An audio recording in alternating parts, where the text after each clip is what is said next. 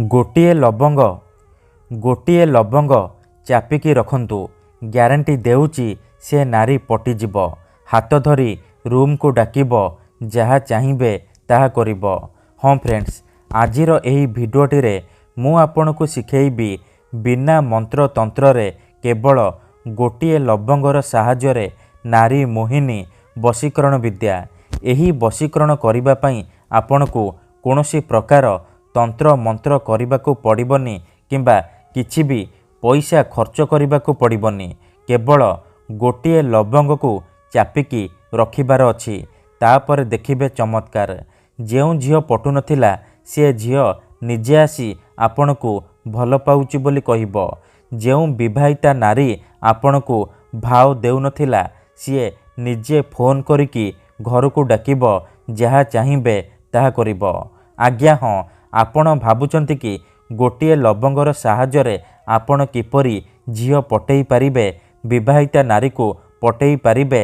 ଆଜ୍ଞା ହଁ, ଆଜିର ଏହି ଭିଡ଼ିଓଟିରେ ମୁଁ ଆପଣଙ୍କ ପାଇଁ ଆମର ତନ୍ତ୍ରଶାସ୍ତ୍ରରୁ ଏମିତି ଏକ ସହଜ ଲବଙ୍ଗର ବଶୀକରଣ ନେଇ ଆସିଛି।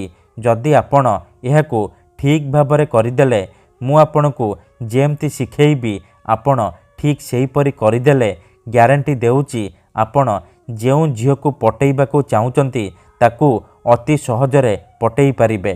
ପଡ଼ିଶା ଘର ସୁନ୍ଦରୀ ଭାଉଜଠାରୁ ନିଜର ମନ ମୁତାବକ କାମ ହାସଲ କରିପାରିବେ। ସିଏ ଆପଣଙ୍କର ସବୁ ଇଚ୍ଛା ପୂରଣ କରିବ, କୌଣସି ପ୍ରକାର ବାଧା ଦେବ ନାହିଁ। ନମସ୍କାର ଫ୍ରେଣ୍ଡସ୍, ଓଡ଼ିଆ ଫଣ୍ଡା ଚ୍ୟାନେଲକୁ ଆପଣମାନଙ୍କୁ ସ୍ୱାଗତ। ଆପଣ ସମସ୍ତଙ୍କର ଇଚ୍ଛା ଥିବ ସୁନ୍ଦରୀରୁ ସୁନ୍ଦରୀ ଝିଅକୁ ପଟେଇବା ପାଇଁ, ବିବାହିତା ନାରୀକୁ ପଟେଇବା ପାଇଁ, ତାକୁ ନିଜ ବଶରେ କରି ତାଠାରୁ ନିଜର ମନ ମୁତାବକ କାମ ହାସଲ କରିବା ପାଇଁ। କିନ୍ତୁ ଇଏ ଏତେ ସହଜ ନୁହେଁ। ଏଥିପାଇଁ ଆଜି ମୁଁ ଆପଣଙ୍କୁ ଶିଖେଇବି ନାରୀ ମୋହିନୀ ବଶୀକରଣ ବିଦ୍ୟା। ଏହି ବଶୀକରଣକୁ ଯିଏ ବି ଶିଖିଛି ନିଜ ପସନ୍ଦର ଝିଅ ବା ନାରୀକୁ ମୁହୂର୍ତ୍ତକ ଭିତରେ ପଟେଇ ପାରିଛି, ଆଉ ତାଠାରୁ କିଛି ବି କାମ ହାସଲ କରିପାରିଛି। ତେଣୁ ଆପଣ ବି ମୋ କଥା ମାନି ଏହି ବଶୀକରଣ ବିଦ୍ୟା ଶିଖି ନିଅନ୍ତୁ। ତାପରେ ଦେଖିବେ ଚମତ୍କାର। ଯେଉଁ ଝିଅକୁ ଆପଣ ମନେ ମନେ ଭଲ ପାଉଛନ୍ତି ତାକୁ ଅତି ସହଜରେ ପଟେଇ ପାରିବେ। ଶାଶୁ, ନଣନ୍ଦ, ଦିଅର, ଭାଉଜ କାହାକୁ ବି ନିଜ ବଶରେ କରି ତାଠାରୁ ନିଜର ମନ ମୁତାବକ କାମ ହାସଲ କରିପାରିବେ।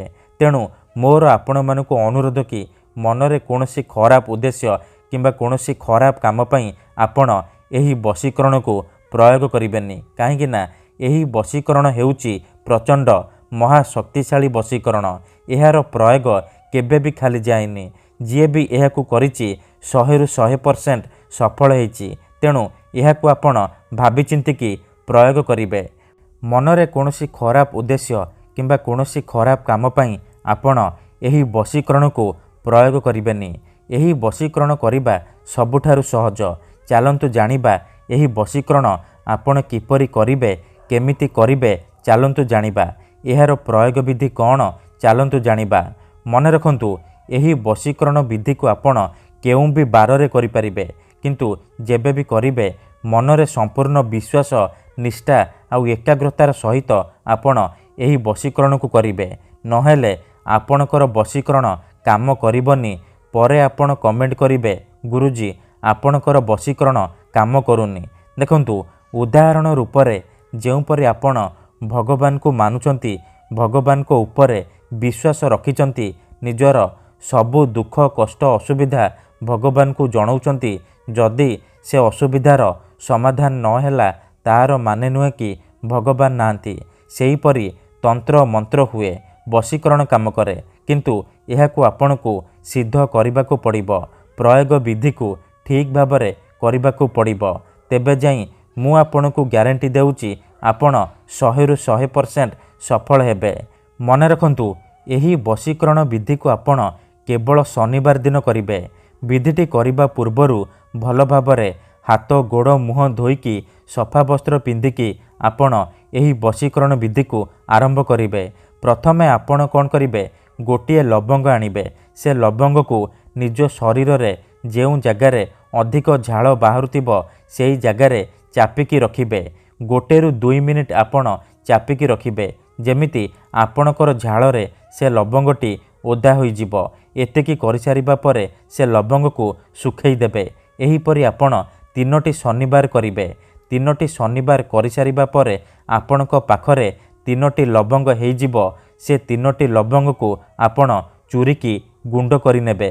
ତାପରେ ଯେଉଁ ଝିଅ ବା ନାରୀକୁ ଆପଣ ବଶରେ କରିବାକୁ ଚାହୁଁଛନ୍ତି ବା ପଟେଇବାକୁ ଚାହୁଁଛନ୍ତି, ଆପଣ କ'ଣ କରିବେ, ସେ ଲବଙ୍ଗର ଗୁଣ୍ଡକୁ ପାଣିରେ ହେଉ କିମ୍ବା କୌଣସି ଖାଦ୍ୟରେ ମିଶାଇକି ତାକୁ ଖାଇବାକୁ ଦେଇଦେବେ।